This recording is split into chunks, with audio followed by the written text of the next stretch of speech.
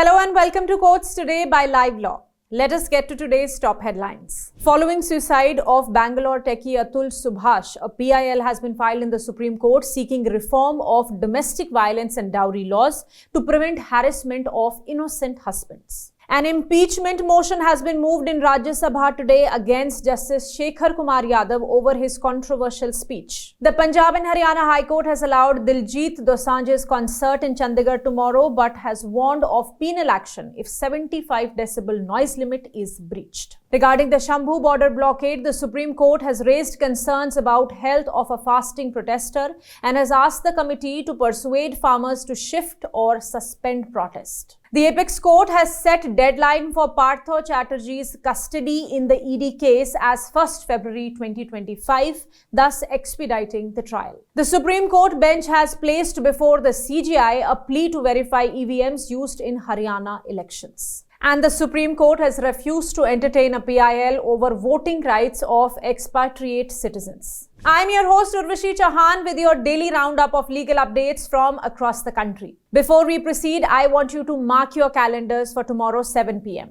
because Live Law Academy is organizing a demo lecture for judiciary aspirants. The topic is sexual intercourse on false promise of marriage, that is section 69 of Bharatiya Nyaya Sanhita. Live Law Academy expert faculty Ms. Vishalakshi will be taking the session. Check out more details at www.livelawacademy.com and do not forget that the Academy is offering a limited time period 25% scholarship for its judicial service examination preparation course. In wake of suicide committed by Atul Subhash, who alleged harassment by his wife and her family, the entire social media has been stormed with support for him and criticizing the system that allows misuse of laws. Atul left behind a detailed suicide note giving details of the alleged cases filed against his family and describing the entire ordeal. A PIL has now been filed in the Supreme Court seeking directions to ensure that husband and his family members are not harassed in cases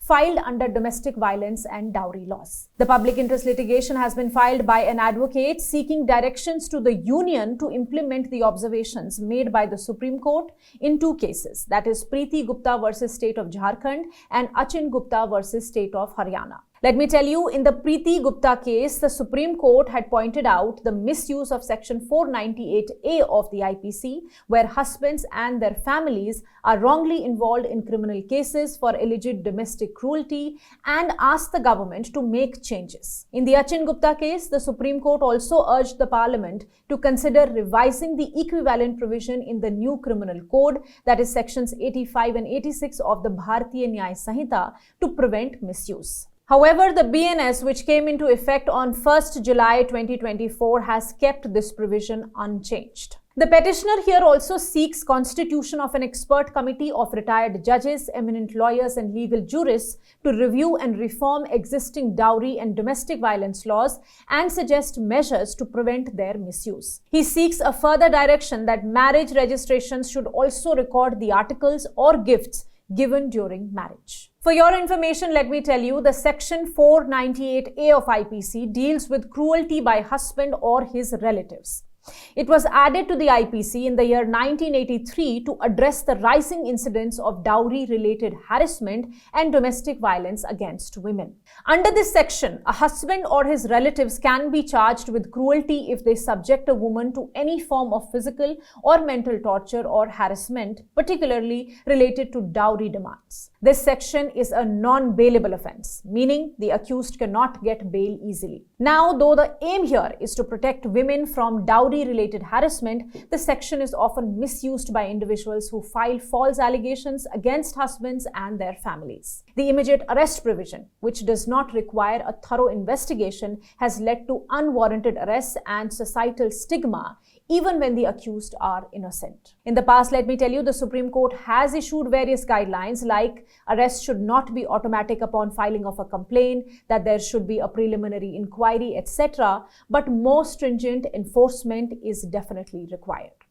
Do tell us about your views in the comment box. You are aware about the controversy that arose after the speech given by Justice Shekhar Kumar Yadav of the Allahabad High Court went viral. He apparently advocated for a uniform civil code reflecting the majority's wishes, criticized Muslim practices, and made some controversial remarks about Muslim children. After this, some parties wrote to the Chief Justice of India to take note of the issue, and earlier this week, the Supreme Court in a press statement said that it had sought a report from the Allahabad High Court in this regard. Well, in a new update, a motion to impeach Justice Shekhar has been submitted to the Secretary General of Rajya Sabha today. A delegation led by MP Kapil Sibal submitted the impeachment motion. The delegation included MPs Vivek Tankha, Digvijay Singh, P. Wilson, John Brittis, and KTS Tulsi. The motion has been moved alleging that the speech was inflammatory, prejudiced, and directly targeted minority communities. I must tell you here that under Articles 124, 217 and 218 of the Constitution,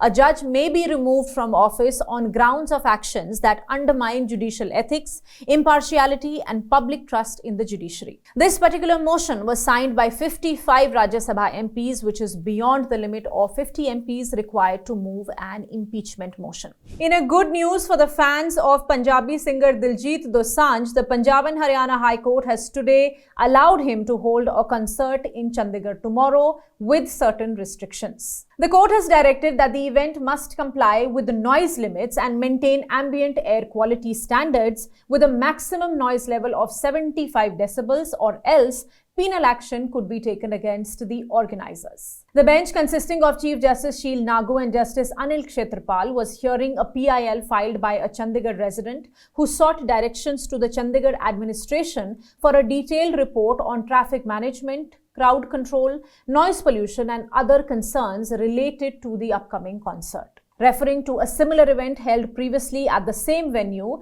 the petitioner argued that the organizers and authorities had neglected these issues, violating citizens' fundamental rights. Since the event will take place in public area from 7 p.m. to 10 p.m. near residential zones, the court also took into account the concerns of children and senior citizens. The case will be heard again on 18th December for reporting compliance. In the matter related to the farmers' protest at the Shambhu border between the states of Punjab and Haryana, the High Power Committee constituted by the Supreme Court has agreed to persuade the farmers to temporarily shift the protest venue and clear the national highway for smooth traffic or temporarily suspend their agitation. A bench of Justices Surya Kant and Ujjwal Bhuya of the Supreme Court was hearing Haryana's plea against Punjab and Haryana High Court's direction to unblock the Shambhu border between the two states. The border was closed this February due to farmers' protests raising demands such as the statutory guarantee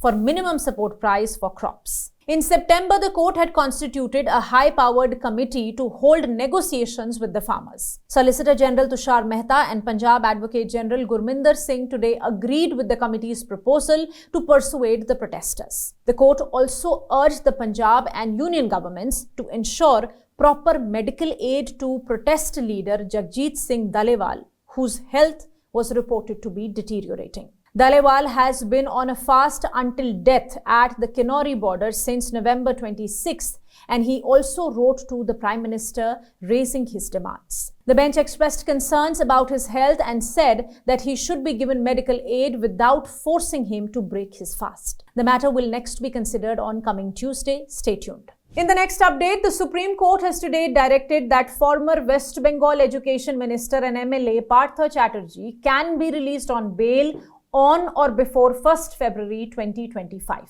This is in the money laundering case arising out of the scam involving illegal recruitment of assistant teachers under the West Bengal Board of Primary Education. Chatterjee filed a petition before the top court after being aggrieved by Calcutta High Court's denial of bail. A bench of Justices Surya Kant and Ujjwal Bhuya noted that there was enough evidence to suggest a case against Chatterjee, but still granted him relief based on the principle that under trials should not be punished before a trial and a suspect cannot be held in custody for an indefinite period. The court has directed the trial court to decide on framing of charges before the commencement of winter vacations or before 31st December this year, whichever is earlier. The court further directed the trial court to record the statements of prosecution witnesses in the second or third week of January 2025. Subject to the completion of these steps, Chatterjee can be released on bail. In any case, he cannot be kept in custody beyond 1st February 2025. Moving ahead, the Supreme Court today heard a plea filed by former Haryana Cabinet Minister Karan Singh Dalal and Lakhan Kumar Singla, who was a candidate in the recent Haryana Assembly elections, seeking verification and checking of EVMs used in the Haryana Assembly elections. The court directed that the matter be placed before Chief Justice Sanjeev Khanna for further action, as it involved interpretation of a previous judgment regarding EVM VVPAT verification. The petitioners argued that the Election Commission of India had not properly implemented the guidelines for checking the EVM's memory components as required by the 2024 Association for Democratic Reforms judgment. The bench of Justices Vikram Nath and P.B. Varale refused to grant interim relief, stating that the issue needed to be considered by the appropriate bench and advised the petitioners to pursue their request with the registry. And lastly, the Supreme Court today refused to entertain a PIL concerning the voting rights of expatriate citizens, noting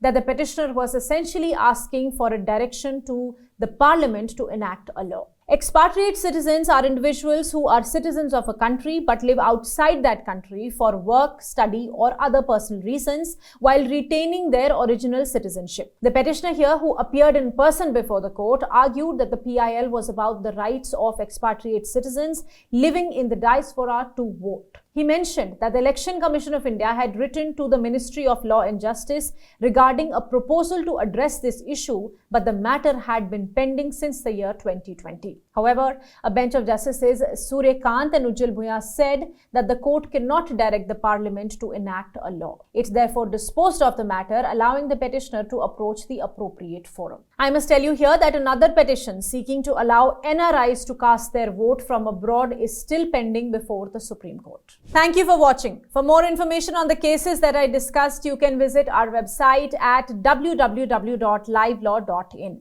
Your support means the world to us. So please do not forget to like, share and subscribe to our channel. You can support us by clicking the thanks button below our videos or by becoming a member for just 89 rupees per month.